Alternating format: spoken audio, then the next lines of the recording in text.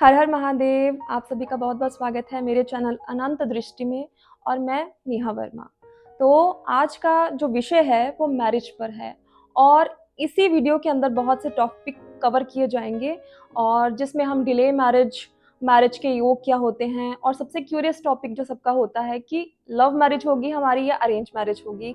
और हम इस वीडियो के अंदर ये भी बात करेंगे कि राइज फॉर्च्यून आफ्टर मैरिज, कि फॉर्च्यून भाग्योदय कब होगा मैरिज के बाद। तो ये भी योगा आज मैं अपनी वीडियो के अंदर बताऊंगी। तो सबसे पहले मैरिज के कारक को समझते हैं कि जो मैरिज का कारक है वो शुक्र है।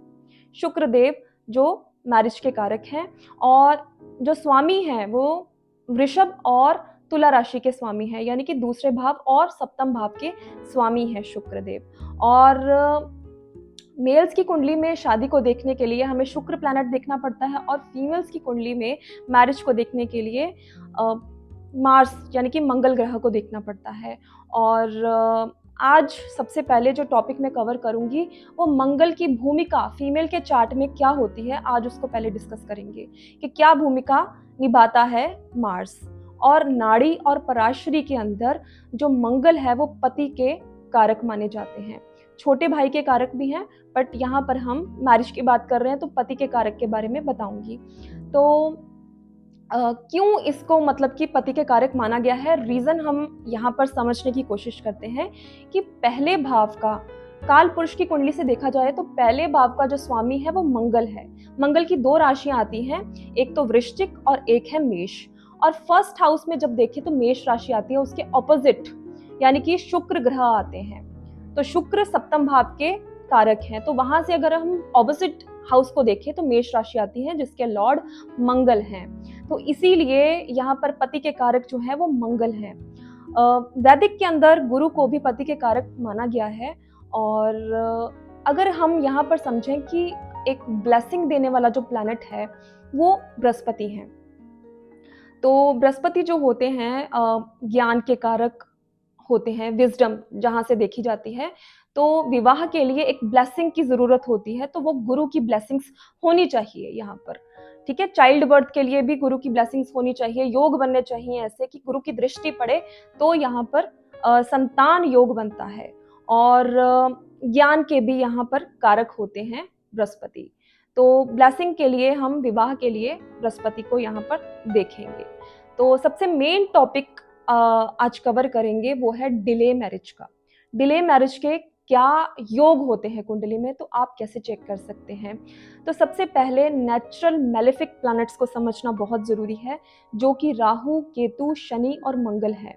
अगर ये सप्तम भाव में अपनी दृष्टि डाल दें या सप्तम भाव में आकर ये प्लैनेट्स बैठ जाएं तो डिले मैरिज का एक कॉम्बिनेशन बनता है। हमेशा याद रखें कि एक कॉम्बिनेशन से वो बात सच नहीं होती है, इसके लिए 2 या 3 कॉम्बिनेशन चाहिए। अगर मैं आपको इस वीडियो के अंदर बता दूं कि ये कॉम्बिनेशन बन रहा है विवाह का, ठीक है, उसके लिए 2-3 और कॉम्बिनेशन चाहिए, तभी वो बात सच होगी। ठीक है।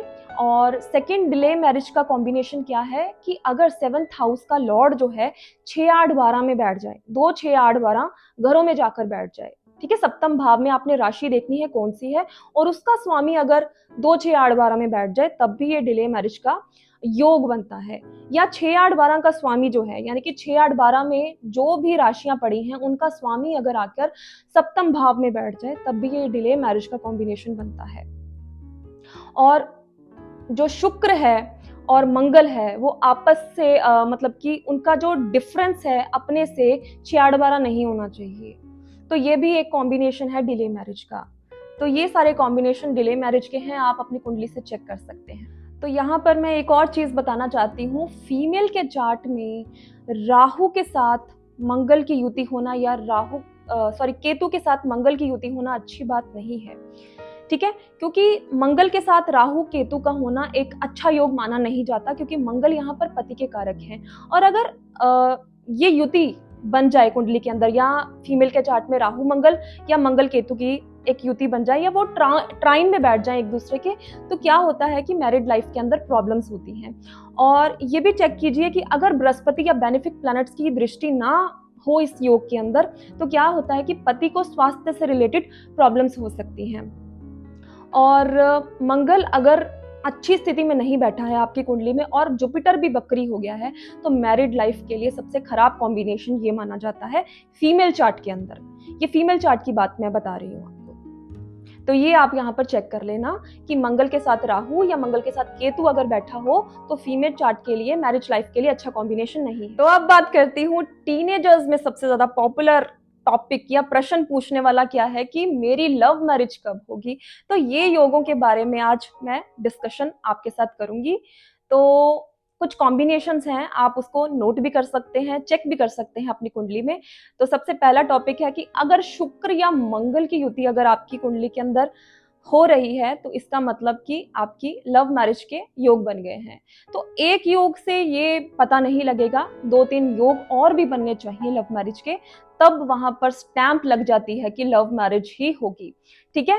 एक होता है कि पंचम और सप्तम का जो स्वामी है वो युति बनाकर कहीं पर भी बैठ जाए आपकी कुंडली में, तब भी आपकी लव मैरिज का योग बनता है। और 1, 5 और 7 घरों के जो स्वामी है कंजंक्ट होके एक साथ बैठ जाए कुंडली में और वहां पर कहीं बृहस्पति की दृष्टि पड़ जाए, तो ये सबसे अच्छा कॉम्बिनेशन है आपका लव मैरिज का।